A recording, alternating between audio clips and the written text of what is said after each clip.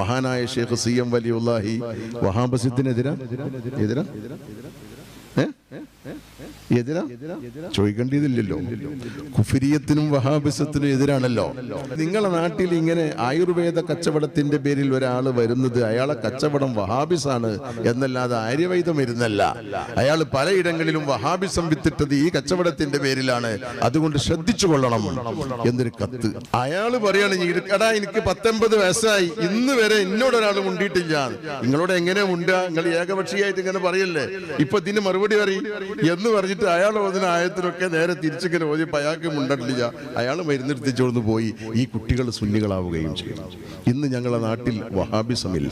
CM വലിയുള്ളാഹിയുടെ വഫാത്തിന് ശേഷമുള്ള നിർദ്ദേശമായിരുന്നു അത്. ആർക്കറിയാം 40 സെന്റ് ഭൂമി അവിടെ ഉണ്ടെന്ന്? പക്ഷെ അത് ആ കുട്ടികൾക്ക് വാങ്ങിക്കൊടുക്കണമെന്ന് വഫാത്തിന്റെ ശേഷം നിർദ്ദേശിക്കുകയും ആധാരങ്ങളൊക്കെ പരിശോധിച്ചപ്പോൾ അത് സത്യസന്ധമാണെന്ന് ബോധ്യപ്പെടുകയും ജില്ലാ കലക്ടറുടെ മുന്നിൽ വെച്ച് പോലും അതിനുവേണ്ടി സംവദിച്ചു. അത് ഒരുപക്ഷെ സ്വത്തിന് വേണ്ടി മാത്രമായിരിക്കുകയില്ല, ഞങ്ങളുടെ നാട്ടിലുള്ള വഹാബിസത്തെ തുടച്ചു നീക്കാൻ മഹാനായ ശൈഖുനയുടെ നിർദ്ദേശമായിരിക്കാം അത്. ജീവിച്ചിരിക്കുന്ന ശൈഖുനാനെ പറ്റി അല്ല ഈ പറയുന്നട്ടോ, വഫാത്തിന് ശേഷമുള്ള ശൈഖുനയുടെ അനുഭവങ്ങളാണ് ഈ സദസ്സിൽ നിന്ന് പച്ച മലയാളത്തിൽ ഈ പറഞ്ഞത്.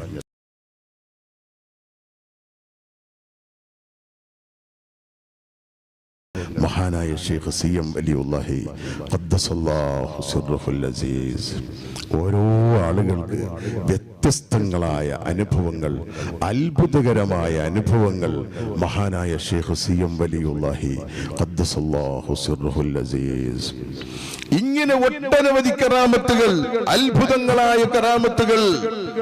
എവിടെങ്കിലും പ്രാദേശികമായി 1-2 ആളുകൾക്ക് എന്തെങ്കിലും സംഭവിച്ചു എന്നല്ലല്ലോ, വഫാത്തിന് ശേഷം നിരന്തരമായ കറാമത്തുകൾ, സ്വപ്നങ്ങളിലൂടെയുള്ള ഒരുപാട് സവിശേഷ വാർത്തകൾ, ഒരുപാട് വിഷയങ്ങളെ സംബന്ധിച്ചുള്ള മുഷാവറകൾ, മഹാനായ ഷെയ്ഖ് CM വലിയുല്ലാഹിയുമായി വളരെ ബന്ധപ്പെട്ട ഒരുപാട് അനുഭവങ്ങൾ.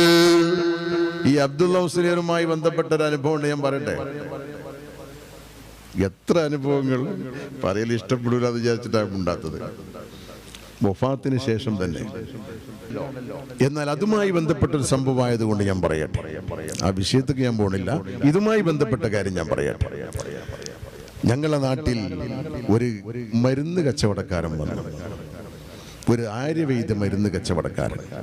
ഈ മരുന്ന് കച്ചവടക്കാരൻ വന്ന് അവിടെ റൂമൊക്കെ എടുത്ത് കച്ചവടം തുടങ്ങിയപ്പോൾ എനിക്ക് കണ്ടു ഒരു അജ്ഞാത കത്ത്. ആരാ അയച്ചത് അല്ലാഹു ആലം, അന്നും അറിയില്ല ഇന്നും അറിയില്ല. ഒരു കാർഡ് അതിലുണ്ട്, നിങ്ങളുടെ നാട്ടിൽ ഇങ്ങനെ ആയുർവേദ കച്ചവടത്തിന്റെ പേരിൽ ഒരാൾ വരുന്നത് അയാളെ കച്ചവടം വഹാബിസാണ് എന്നല്ലാതെ ആര്യവൈദ്യം ഇരുന്നല്ല. അയാൾ പലയിടങ്ങളിലും വഹാബിസം വിത്തിട്ടത് ഈ കച്ചവടത്തിന്റെ പേരിലാണ്, അതുകൊണ്ട് ശ്രദ്ധിച്ചു കൊള്ളണം എന്നൊരു കത്ത് ആരോ അയച്ചു. അല്ലാഹു ആലം. അപ്പൊ ആ സമയം തൊട്ട് ഞാൻ ഇങ്ങനെ ഇയാളെ നിരീക്ഷിക്കാൻ തുടങ്ങി, ഇയാൾക്ക് എന്താ പണിയും. അപ്പൊ അയാള് നമ്മളെ നാട്ടിലെ പ്രമുഖ രാഷ്ട്രീയ പാർട്ടിക്കാരൊക്കെ കൂട്ടുപിടിച്ചിട്ട് അവരെ പത്രമൊക്കെ മൂപ്പരവക ഫ്രീ ആയിട്ട് ഇട്ടുകൊടുത്തിട്ട് ആളുകൾക്ക് ഇങ്ങനെ കൂടാനും ഇരിക്കാനും സംസാരിക്കാനുള്ള വിശാലമായൊരു സൗകര്യവും ഉണ്ട്.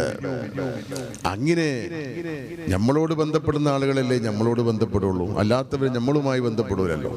അതുകൊണ്ട് തന്നെ ഈ കുട്ടികളൊക്കെ അയാൾ ഇങ്ങനെ കുറുകുറ എന്ന് പറഞ്ഞിട്ട് വഹാബിസത്തിലേക്ക് ഇങ്ങനെ പോയി. ഞങ്ങളുടെ നാട്ടിൽ തീരെ ഇല്ലാത്ത മുതലേ പിന്നെ അങ്ങനെ ഉണ്ടാകാൻ തുടങ്ങി. ചെറുപ്പക്കാരായ ആളുകളൊക്കെ ഇദ്ദേഹവുമായി ചുറ്റിപ്പറ്റി വഹാബിസം ഉണ്ടാകാൻ കാരണമായി.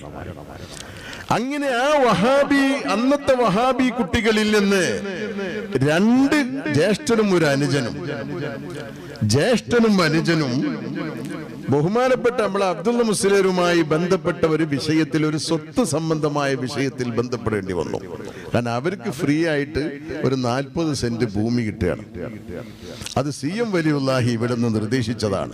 ഇന്ന കുട്ടികൾക്ക് ഇന്ന ആളെ ഹക്കിൽ ഇത്ര ഭൂമിയുണ്ട്, അത് നിങ്ങൾ വാങ്ങിക്കൊടുക്കണമെന്ന് ബഹുമാനപ്പെട്ടവരോട് CM വലിയുല്ലാഹി വഫാത്തിന് ശേഷം നിർദ്ദേശിച്ചപ്പോഴാണ് അതിന്റെ ആധാരവും അടിയാധാരവും ഒക്കെ പരിശോധിച്ച് നോക്കുമ്പോൾ സംഭവം ശരിയാണ്.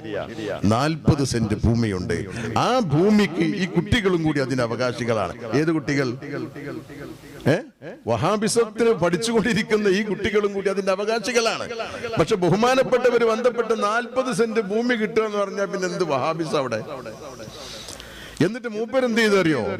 മൂപ്പർ ഒരു ഹദീസ് എഴുതി കൊടുത്തിട്ട് ആ ഹദീസ് എന്റെ അടുത്തുനിന്ന് പഠിക്കാൻ വേണ്ടി ആ കുട്ടികളെ നിയോഗിച്ചു. ഹദീസ് വഹാബികളോട് കാണിക്കാൻ പറഞ്ഞ വസ്തു അവരോട് സംസാരിക്കാൻ പാടില്ല, അവരോട് മരിച്ചാൽ സന്ദർശിക്കാൻ പാടില്ല, രോഗികളെ സന്ദർശിക്കാൻ പാടില്ല എന്ന ഹദീസ്. ആ ഹദീസ് എഴുതി കൊടുത്തിട്ട് ഈ ഹദീസിന്റെ അർത്ഥങ്ങൾ മുസ്തഫലിയോട് ചോദിച്ചു നോക്കി എന്ന് പറഞ്ഞ് മൂപ്പരെ ഏൽപ്പിച്ച്. പിന്നെ 40 സെന്റ് ഭൂമി ഇട്ടല്ലേ, അവർ ഏത് ബഗ്ദാദുക്കും പോകും. അങ്ങനെ ആ കുട്ടികൾ എൻ്റെ അരികെ വന്നു. ഈ ഹദീസിന്റെ അർത്ഥം പറഞ്ഞുതരാൻ പറഞ്ഞിട്ടുണ്ട്. അപ്പൊ എനിക്കും തന്നെ ഒരു പിടിവള്ളി കിട്ടിയല്ലോ. ഈ കുട്ടികൾ എൻ്റെ അടുത്ത് വന്നല്ലോ.